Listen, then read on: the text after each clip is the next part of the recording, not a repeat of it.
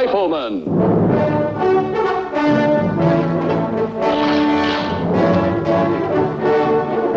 Starring Chuck Connors. Americans remember Connors as sharpshooter Lucas McCain on the popular Western TV series The Rifleman. Chuck Connors was 71 years old. The blinding light of Hollywood always hides the darkest secrets, but once the lights are dim, it becomes a world of endless discoveries. Over a decade ago, Hollywood lost its favorite rifleman. But while other celebrities leave an astonishing legacy behind, Chuck Connors left more than just his TV show. His death uncovered mind-blowing details that remained undiscovered until his passing. What do these secrets entail? What effect would these new revelations have on his legacy? Join us as we reveal the shocking secrets about Chuck Connors that recently came to light. The athlete who became a star. Connors was more than just the infamous rifleman. He was an individual who loved to live to the fullest and enjoyed the basic things that every normal human enjoyed, especially his favorite sport. Chuck Connors, whose full name is Kevin Joseph Aloysius Connors, grew up on the busy streets of Brooklyn, New York. From a young age, Connors was passionate about baseball, especially his favorite team, the Brooklyn Dodgers. By Chuck Connors, you know the Rifleman. Slow roll at is short, the play has to go to first, and Johnson advances to third. Connors was playing in the minor leagues. I think he was playing for Mobile, and there was a fan, a leather-lung fan in the first base box, and he just ate Connors up all day. Chuck was playing first base. Even when they struggled, he never stopped cheering for them, hoping that one day he would wear their uniform. His love for sports wasn't just about being a fan, he was a gifted athlete himself. This was proven when he earned a scholarship to Adelphi Academy, a prep school in Brooklyn, and graduated in 1939. With his talent, he received offers from over 24 colleges but chose Seton Hall University, where he played both basketball and baseball. While he excelled on the field and the court, there was something that always bothered him, his first name. He never liked being called Kevin and kept trying out different names. He tried Lefty and Stretch, but nothing felt right. Then, during a baseball game at Seton Hall, he found his answer. Standing at first base, he often shouted, "Chuck it to me, baby," to the pitcher. The nickname stuck, and from that moment on, he was Chuck Connors. However, his time at Seton Hall didn't last long. After 2 years, he left college to pursue professional baseball. In 1940, he got his first shot with the minor league Newport Dodgers but only played 4 games before being released. Determined to keep going, he signed with the Yankees farm team, the Norfolk Tars, in 1942. But just as his career seemed to be taking off, World War II changed everything. That same year, he enlisted in the U.S. Army, putting his baseball dreams on hold. Instead of playing on the field, Connors spent most of the war as a tank warfare instructor, first at Fort Campbell, Kentucky, and later at West Point. When the war ended, he picked up right where he left off, playing for several minor league teams, including the Newport News Dodgers, Mobile Bears, Montreal Royals, and Los Angeles Angels. In 1948, he went to spring training with the Brooklyn Dodgers, but he didn't make the team. He played 2 seasons for their AA affiliate, the Montreal Royals, before finally getting his big break. In 1949, he played 1 game for the Dodgers. Later, in 1951, he joined the Chicago Cubs, playing 66 games as a first baseman and pinch hitter. By 1952, however, he found himself back in the minors with the Los Angeles Angels. While baseball was his first love, he was just as talented in basketball. Standing at 6 feet 5 inches, he had the perfect build for the game. After leaving the Army in 1946, he joined the Rochester Royals, who would later become the Sacramento Kings basketball team. His team was accepted into the National Basketball League. The name Royals came from the whiskey industry, which backed the team in its early years. The following season, he became one of the first players on the brand-new Boston Celtics. In one unforgettable moment before the Celtics' first ever home game, He made history by accidentally shattering a backboard during warm-ups, not with a dunk, but with a powerful shot. Even though basketball was exciting, Connors eventually left the sport to focus on baseball. He became one of only 13 athletes in history to play both Major League Baseball and professional basketball, an accomplishment that set him apart. But his impact on the sports world didn't stop there. In 1966, long after he had left the field, Connors found himself involved in a major baseball contract dispute. Two of the Los Angeles Dodgers' biggest stars, Sandy Koufax and Don Drysdale, were holding out for better pay. Connors stepped in as a mediator, helping both sides reach an agreement. He even appeared in a famous press photo alongside the two pitchers and Dodgers general manager Buzzy Bavasi, marking his role in baseball history once again. Despite rumors that he had been drafted by the Chicago Bears in the NFL, that was never the case. But by then, it didn't matter. Connors had already carved out an incredible legacy, not just as an athlete, but as a figure whose influence went beyond the game. Lights, camera, action. Although Chuck once dreamed of being a professional athlete, fate had other plans. While playing baseball near Hollywood, a casting director from MGM spotted him. That lucky break led to his first role in the 1952 film Pat and Mike, where he played a police captain alongside screen legend Spencer Tracy and Katharine Hepburn. From that moment on, Connors was hooked on acting. His career quickly gained momentum. In 1953, he starred alongside Burt Lancaster in South Sea Woman, playing a rebellious Marine private. Not long after, he shared the screen with John Wayne in Trouble Along the Way, taking on the role of a tough yet inspiring football coach. With his commanding presence and rugged charm, Connors was proving that he belonged in Hollywood. But it wasn't all serious roles. In 1955, he got a rare chance to show his comedic side in an episode of Adventures of Superman. He played Sylvester J. Superman, a tall, bumbling country boy who happened to share a name with the famous superhero. It was a light-hearted role, but Connors would soon become known for playing strong, no-nonsense characters.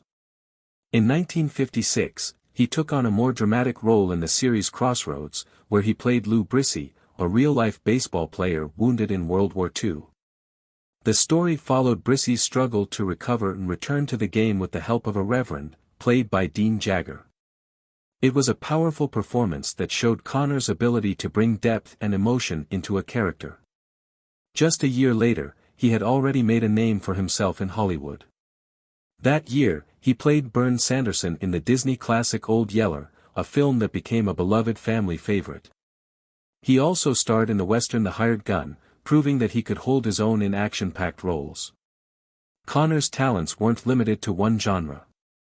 He worked alongside Gregory Peck and Charlton Heston in The Big Country, played a charming leading man in Move Over, Darling with Doris Day and James Garner, and later took on a darker role in Soylent Green with Edward G. Robinson.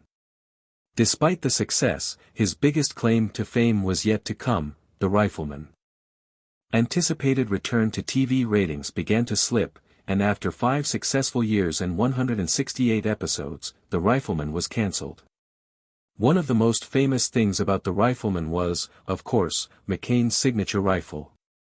3 special rifles were made for the show. 2 were identical .44-40 Winchester Model 1892s, one for regular use and a backup, while a Spanish-made Ultra rifle was kept in a saddle holster. Over time, the rifle's lever was modified from round to a more D-shaped design. Beyond the show, Connors had 2 custom rifles made just for him by a fan named Maurice M.O. Hunt. These never appeared on TV but remained in Connors' personal collection. As the Rifleman's Lucas McCain, he opened up every episode firing his rifle about 12 times in 2 seconds. This was quite a night-catcher and an iconic program moment. He later gifted one of these rifles to golf legend Arnold Palmer, a close friend. That rifle was displayed at the World Golf Hall of Fame, serving as a reminder of Connors' legacy both on and off the screen. Even decades later, The Rifleman remains a beloved classic, with Connors' performance still celebrated by Western fans worldwide. But it was more than just the action that made it a classic. What made it a hit? Action, morality, and life lessons. Many people worry about the impact of on-screen violence, but when used correctly, action-packed moments can make a show more exciting. They build tension and keep viewers hooked. Audiences are more likely to keep watching if they're eager to see if their favorite character survives another episode. In the classic Western series The Rifleman, action and violence were part of the story. The show debuted in 1958, at a time when television was still relatively tame compared to what it would become later. The main character, Lucas McCain, was a former soldier and a rancher, which often led him into dangerous situations. Throughout the show's 5-year run, he found himself in plenty of fights and shootouts. Despite all the action, the creators of The Rifleman didn't receive complaints about violence. In an interview with The Washington Post, Chuck Connors, who played Lucas McCain, revealed that audiences weren't concerned. He said, "Funny thing about The Rifleman, in nearly every episode, there were fistfights and shooting scenes, but we never had a complaint about violence." So what made The Rifleman different? Why did viewers accept its action-packed scenes when other shows faced criticism? Connors had a theory. He believed the key was the heartfelt conversations between Lucas and his young son, Mark. After every fight or gun battle, Lucas would take the time to teach Mark an important lesson. This moral lesson set The Rifleman apart from other action-heavy shows. It wasn't just about thrilling gunfights, it was about showing the consequences of violence. The series didn't glorify fighting. It made it clear that it wasn't always the right solution. But at the same time, it acknowledged that sometimes conflicts happen, and people make mistakes in the heat of the moment. One of The Rifleman's greatest strengths was its realistic characters. Lucas McCain wasn't perfect. He was tough, sometimes quick to anger, and often forced into difficult situations. But the show always made sure to teach the right lesson by the end of each episode. It reminded viewers that violence should never be the first answer, even in a world as rough as the Old West. This balance between action and morality made The Rifleman special. It kept audiences entertained while also delivering important life lessons, making it one of the most memorable Western shows of its time. Was this series his success catalyst? After being widely recognized as the single-father rancher from The Rifleman, Connors took on new challenges. He starred in the legal drama Arrest and Trial, an early version of what would later become Law and Order. This series, airing on ABC, featured Ben Gazzara and Don Galloway. From 1965 to 1966, he led the NBC Western Branded, a post-Civil War story about a disgraced Army officer trying to clear his name. Connors continued his Western role in Cowboy in Africa, co-starring Tom Nardini and British actor Ronald Howard. But he wasn't just limited to Westerns. He guest-starred in Night Gallery, appearing in the eerie episode The Ring with the Red Velvet Ropes. In 1973 and 1974, he hosted Thrill Seekers, a show that featured daring adventures and extreme sports. One of Connors' most remarkable performances came in the 1977 miniseries Roots, where he played a cruel slave owner. This powerful role earned him an Emmy nomination, proving his versatility as an actor. Aside from acting, Connors was passionate about promoting family values. He hosted episodes of Family Theater on the Mutual Radio Network, a program that encouraged prayer and strong family bonds with its motto, "The family that prays together stays together." In 1980, Connors took on another hosting role in Chuck Connors' Great Western Theater, which featured classic Western episodes from shows like Branded and The Guns of Wilsonnet. He continued to act in the 1980s, joining an all-star cast in The Yellow Rose, a short-lived NBC drama about a modern Texas ranching family. In 1985, he appeared in the pilot episode of ABC's Spencer, for Hire, playing the powerful crime boss King Powers. Connors embraced darker, more mysterious roles in later years. In 1987, he played the drifter Jonas Skoren in the Fox horror series Werewolf. The following year, he guest-starred in the Western drama Paradise as the character Gideon. He also took on the role of Nash Crawford, a retired Texas Ranger, in Once Upon a Texas Train. His contributions to Western entertainment were officially recognized in 1991 when he was inducted into the Western Performers Hall of Fame at the National Cowboy and Western Heritage Museum in Oklahoma City. This honor cemented his legacy as one of television's most memorable Western stars. Moving on from his impact on TV, what was his personal life like? Was it as adventurous as his journey through Hollywood? Chuck Connors lived a fascinating life filled with love, politics, and unique encounters. He was married 3 times, each relationship connected to different chapters of his career. His first marriage was to Elizabeth Jane Rell Connors, whom he met at one of his baseball games. They tied the knot on October 1, 1948, and had 4 sons together. Their marriage was a significant part of Connors' early life before Hollywood fame changed his path. In 1963, Connors married actress Kamala Devi, a year after co-starring with her in the film Geronimo. She also appeared alongside him in other projects, including Branded, Broken Saber, and Cowboy in Africa. Their marriage lasted a decade before ending in divorce in 1973.